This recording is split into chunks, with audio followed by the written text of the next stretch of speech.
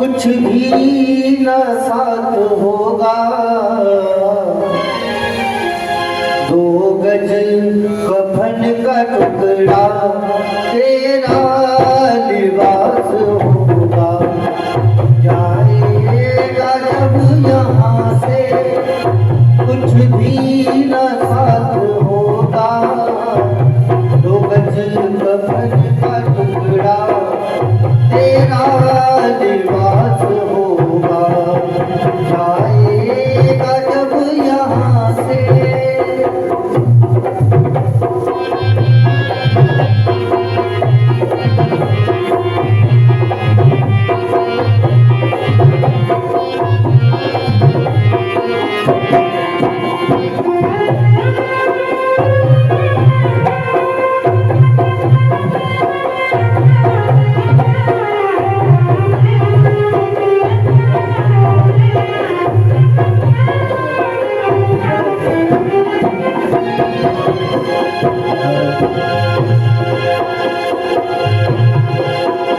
जाएगा जब यहाँ से कुछ भी न साथ होगा। जाएगा जब यहाँ से कुछ भी न साथ होगा। वो गज कफन का टुकड़ा तेरा लिबास होगा। वो गज कफन का टुकड़ा तेरा लिबास होगा।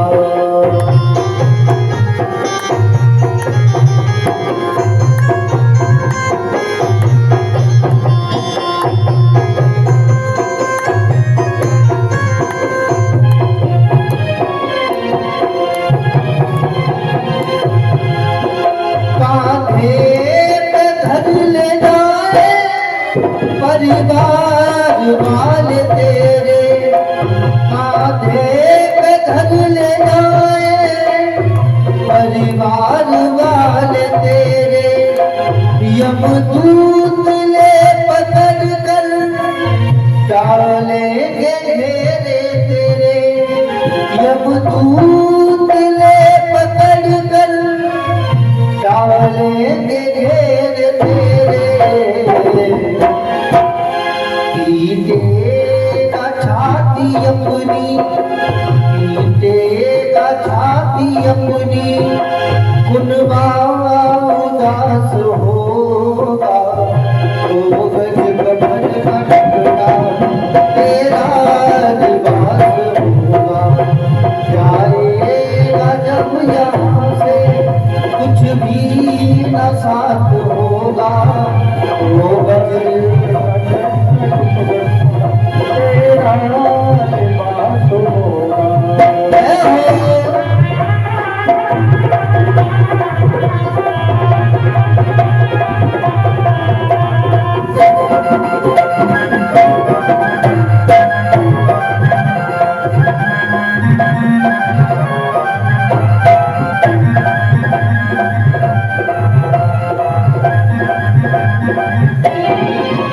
चुन चुन के लकड़ियों में रख देंगे तेरे बदन को। चुन चुन के लकड़ियों में रख देंगे तेरे बदन को। आकर के झट उठा ले बेहतर तेरे कफन को। आकर के झट उठा ले बेहतर तेरे कफन को। दे दे दाग तुझ में, दे दे दाग तुझ में। बेटा जो खास होगा। इसीलिए ताली बजा के बड़े भाव से गाएंगे। दो गज कफन का टुकड़ा तेरा लिबास होगा। जाएगा जब यहाँ से कुछ भी न साथ होगा। दो गज कफन का टुकड़ा तेरा लिबास होगा।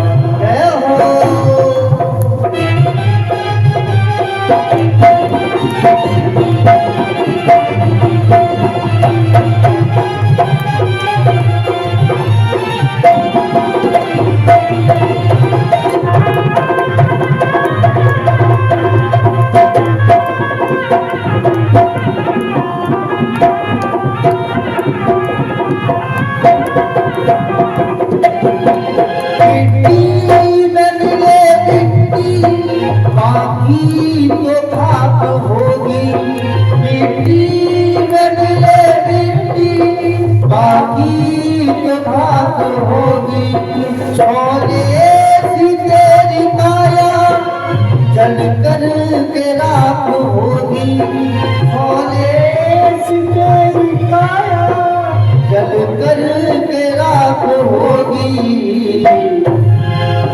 दुनिया को त्याग तेरा, दुनिया को त्याग तेरा पर घट में वास होगा, तो गज कफन का टुकड़ा तेरा लिबास होगा। जाएगा जब यहाँ से कुछ भी न साथ होगा, तो गज कफन का टुकड़ा तेरा लिबास होगा।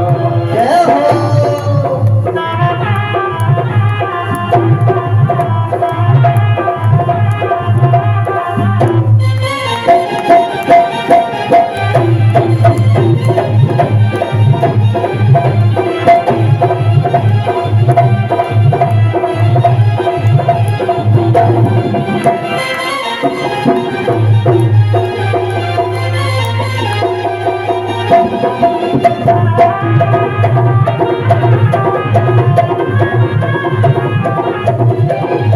प्रभु का नाम जप ले बेड़ा ये पार होवे, प्रभु का नाम जप ले बेड़ा ये पार होवे। जीवन अमोल खोवे माया मोह में खोवे, जीवन अमोल खोवे माया मोह में खोवे। हरि का नाम जप ले, हरि का नाम जप ले बेड़ा जो पार होगा। तो ऐसे नहीं मीठी मीठी ताली बजाते हो, अगर राम जी ने हाथ दिया तो दोनों हाथों से। तो गज कफन का टुकड़ा तेरा लिबास होगा, तो गज कफन का टुकड़ा तेरा लिबास होगा। जाएगा जब यहाँ से कुछ भी न साथ होगा, जाएगा जब यहाँ से कुछ भी न पास होगा। तो गज कफन का टुकड़ा तेरा लिबास होगा, तो गज कफन का टुकड़ा तेरा लिबास होगा, तो गज कफन का टुकड़ा तेरा लिबास होगा, तेरा लिबास होगा, तेरा लिबास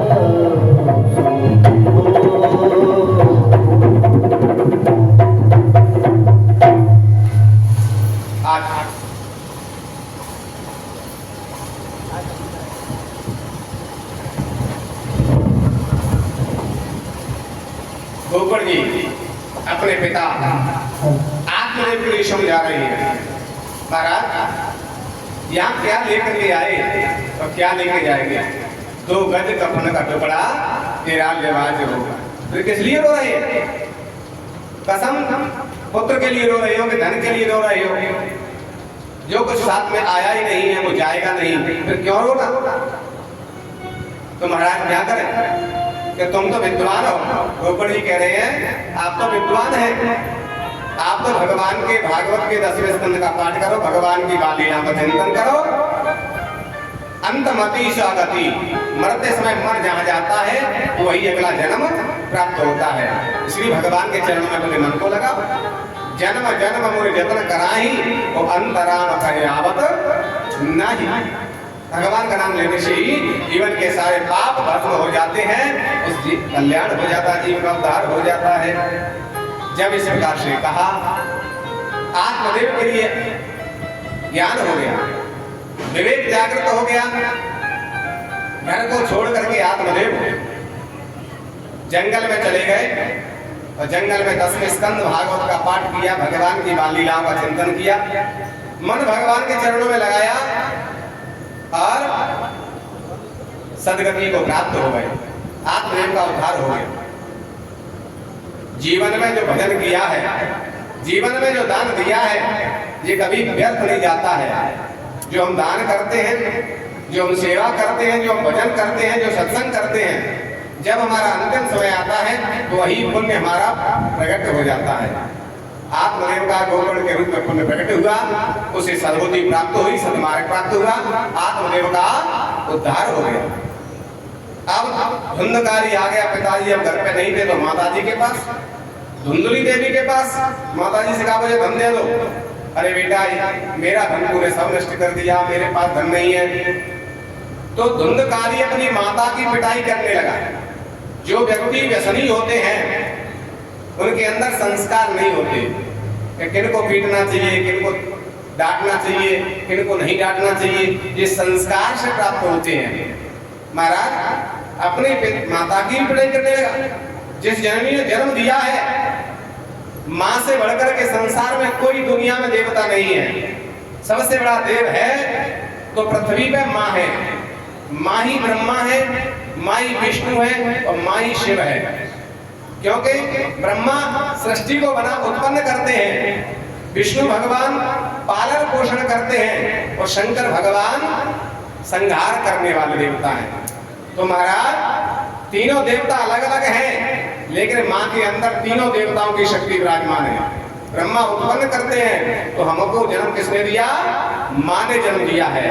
तो जो जन्म देता है वो ब्रह्मा माना जाता है, और जो हमको भोजन खिलाता है, पालन पोषण करता है, वो विष्णु माना जाता है। तो माँ ने हमको दूध पिलाया है बचपन में, अपने हाथ से भोजन कराया, उंगली पकड़ के चलना सिखाया, वो उस समय विष्णु का काम करती है माँ। और जब हमारे अंदर बुराइयां आती हैं तो माँ हमारी पिटाई भी करती है। बेटा ये काम गलत है, इसको करेगा तेरा यश नहीं बढ़ेगा, इसलिए पिटाई भी करती है, डांट लगाती है। क्यों? क्योंकि बुराई की तरफ जा रहे हैं, हम असत्य की ओर जा रहे हैं, तो हमें सतमार्ग की ओर माँ भेजती है। तो उस समय हमारा शिव का काम माँ करती है, संहार का काम करती है माँ, पिटाई करके। गलत मार्ग में जाएगा तेरा पतन हो जाएगा, असत मार्ग में जाएगा तेरा भी नाम होगा और मेरी कुक्षा भी धन्य हो जाएगी। तो इसलिए संहार का काम भी करती है माँ, पिटाई करती है, डांटती है। तो उस समय शिव का काम करती है। तो माँ के अंदर ब्रह्मा विष्णु शिव तीनों की शक्ति विराजमान होती है, और माँ से बढ़कर के कोई देवता दुनिया में नहीं है। ऐसी अपनी माँ की पिटाई कर रहा है आज धुंधकारी। आज माँ रोने लगी। जब रोने लगी तो कहता है, अरे माँ अभी तूने धुबका के रख दिया होगा, पिताजी जो लाते कमा करके, और माताओं का स्वभाव होता है जो पति लाता है उसकी जेब में से निकाल के कछु गुच्चा अपने में रख लेती है। कैसे निकालेती है? उसको गुच्चा बोलते गाँव की भाषा, और वैसे मनी पॉकेट कहती। तो महाराज तुमने निकाला होगा, मेरे सामने नहीं निकाल रही, मैं बाहर जा रहा हूँ, निकाल के रख लेना, नहीं तुम्हारी ठीक व्यवस्था करूंगा। अभी तो माता दियो तासो कछु कही ना, और नहीं पैसे दिए तो तुम्हारी ठीक व्यवस्था करूंगा। कह करके धुंधकारी निकल गए। धुंधली देवी विचार कर रही है, पिटाई कर रहा है, कह रही है तो माता है तासो कछु कहिए ही ना, और जब वो कहेगा तो हमारी क्या दुर्दशा करेगा। ऐसे पुत्र थे तो बिना पुत्र के ही ठीक थे। वास्तव में कहा गया है अपना बेटा अपना ही होता है, किराए से लिया हुआ बेटा तो किराए जैसा ही होता है। अब जो धुंधली को पता था, या उसकी बहन को पता था, या उसके बहन के पति को पता, तीन के अलावा किसी को पता नहीं था कि किसका बेटा। आज धुंधली रो रही है कि वास्तव में अगर मेरा खून होता क्या वो अपनी माँ की पिटाई करता? क्या ऐसे मुझे कष्ट भोगने पड़ते? लेकर जीवन में कभी ना तो सत्संग किया धुंधली ने, ना कभी दान किया, ना कभी भजन किया, इसलिए उनका पुण्य उदय नहीं हुआ। और धुंधली घर से निकली और जाकर के अंदर कुआं में जाकर के गिर के गोविंदाय नमो नमः बोला। जीवन में जो हम सत्संग करते हैं, दान करते हैं, पुण्य करते हैं, जब हमारा अंतिम समय आता है तो हमारा पुण्य उदय हो जाता है, तो हमारा कल्याण हो जाता है। इसलिए अंतिम समय के लिए हम दान पुण्य करना चाहिए, भजन करना चाहिए, जिससे हमारा अंतिम समय बन गया। क्योंकि अंत भला तो सब भला। जीवन में तो हम कैसे भी काट लेते हैं, जवानी तो कैसे भी काट लेते हैं, लेकिन अंत बन गया तो सब कुछ बन गया। अंतिम समय के लिए हम भजन पूजन करते हैं, दान पुण्य करते हैं। तो महाराज धुंधली ने ऐसा कोई सत्कर्म नहीं किया जिससे उनका अंत सुधर जाता, उनको सदमार्ग मिल जाता। अंधकूप में जाकर के उनकी गोविंदाय नमो नमः हो गई। अब तो घर में रह गए थे गौकर्ण जी, विचार कर रहे पिताजी को पिटे के गए, माताजी को पिटे के गई, अब नंबर हमाओ है, अरे पहले ही चलने तो ठीक करेगा। माला झोली लाई अपने थैला में रखे और चलने लगे। सामने से आगे धुंधकारी, भैया कहाँ जा रहे हो? कि हम जा रहे हैं तीर्थ यात्रा करेंगे। क्या बोले ठीक है चले जाओ, क्योंकि घर रहता तो तुमको सुना करता कि काठ पे काठ पटका रहता, बस माला ही फेंकता रहता है और वो घर में काम नहीं करता। जो घर में काम नहीं करता है वो किसी को अच्छा नहीं लगता है, जो काम करता है वो सबको प्यारा होता है, सबकी आंखों का तारा बन जाता है, घर का मालिक बन जाता है। जो काम ज्यादा करता है, तो जो काम नहीं करता है सिर्फ खाता ही रहता है, तो लोग क्या कहते हैं, काम को न तन्न को ढाई शेर अन्न का दुश्मन है जी, कुछ काम नहीं करता। इसलिए कोई भी उससे अच्छे नहीं बोलता, कोई भी उससे प्रेम नहीं करता। तो कह रहे हैं तुम घर बैठे बैठे काठ पे काठ पड़कत रहे तो माला ही फेंकत रहे तो कुछ ना करता है, इसलिए तुम चले जाओ तो भी कोई फर्क नहीं पड़ता। तो आज गौकर्ण जी चले गए तीर्थ यात्रा करने। अब तो परम स्वतंत्र न सिर पर कोई, घर में कोई नहीं रहा। धुंधकारी ने विचार किया अब तो मन के मालिक हो गए, अब अपनी व्यवस्था बना लेते हैं तरीके से। तो 5-5 वेश्याओं को लेकर के आ गया और घर में रख लिया। वेश्याओं ने धन मांगा तो चोरी करने लगा, चोरी से भी काम नहीं चला तो डाका डालने लगा। राजा के खजाने से ही डाका डाल दिया। राजा के चोरी करके लाए, वेश्याओं ने देखा ये राजा की चोरी की है खजाने से। छोटे व्यक्ति की, कोई गरीब व्यक्ति की चोरी हो जाएगी तो वो दब जाती है, पैसा भर दो थाने में, कोर्ट कचहरी में, बात खत्म हो जाती है। लेकिन राजा की चोरी रोकने वाली नहीं है, इसको पकड़ा जाएगा और इसको तो फांसी होगी और संग में हमें फांसी पे ही चढ़ना पड़ेगा। तो इसलिए ऐसा करो, ना रहेगा बांस ना बजेगी बांसुरी, इसलिए इसको ही समाप्त कर दे। तो कैसे फांसी हम चढ़ेंगे? सुंदर भोजन बनाया वेश्याओं ने, नशीला पदार्थ डाल दिया और खिला दिया धुंधकारी के लिए। धुंधकारी ने वो प्रसाद पाया, भोजन पाया, नशीला पदार्थ पड़ा हुआ था तो बेहोश हो गए। खटिया पे ही रस्सी से कस दिया वेश्याओं ने, गले में रस्सी डाल करके जो रस्सी खींची, अब इसकी मृत्यु नहीं हुई। घुर घुर शब्द होने लगा, इसकी मृत्यु नहीं हुई, लाल लाल आंख है गई, लेकिन मृत्यु नहीं हो रही। अब तो वेश्याएं घबराने लगी, अगर ये बच गया तो हमारी बड़ी दुर्दशा करेगा। तो जल रही थी सिगड़ी, आज खड़ासी से लेकर के जलते हुए कोयला अंगारे आज इसके मुंह में डाले, जलते हुए अग्नि से आज धुंधकारी की गोविंदाय नमो नमः हो गई। अब वेश्याओं ने विचार किया इसका शरीर हट्टा कट्टा है, कहाँ लेके जाए, इसलिए घर में ही गड्ढा खोद के तो घर में ही इसको दफना दिया। सारी व्यवस्था घर में कर दी, किसी पड़ोसी को पता भी नहीं चल पाया क्या हो गया, क्योंकि त्रिया चरित्र पुरुषस्य भाग्यम और दैवम न जानामि कुतो मनुष्य। स्त्री के चरित्र को देवता भी नहीं समझ पाते हैं, तो मनुष्य क्या समझेंगे महाराज, किसी को पता भी नहीं चला। धुंधकारी को ठिकाने लगा दिया। अब पड़ोसी ने पूछा वेश्याओं से, धुंधकारी नहीं दिखाई दे रहे? तो वेश्या कहती है हमारे धन की पूर्ति नहीं हो रही। एक पत्नी की तो पूर्ति ना होती कि कितना धन कमावे तब, तो हम उनकी 5-5 पत्नी है तो पूर्ति नहीं हो रही है, तो हमारे पति धन कमावे गए विदेश को, तासो दिखाई ना दे रहे। पड़ोसी से कहती, पड़ोसी तो मान गए, लेकिन वेश्या विचार कर रही है कि सुपह लीपन कब तक चलेगी, अबे तो झूठ बोल रही, लेकिन आखिर को तो पता चले ही जाएगा, इसलिए झूठ कब तक रहेगी, ज्यादा दिन चलने वाली नहीं है। तो महाराज आज जाकर के वेश्या विचार करती है, जा धने बांटे जो राजा के, और जाके जहाँ इच्छा अपनी चली जाओ। 5 वेश्या धन को बांट करके और अपनी जहाँ इसको अच्छे लगे वहां चली गई।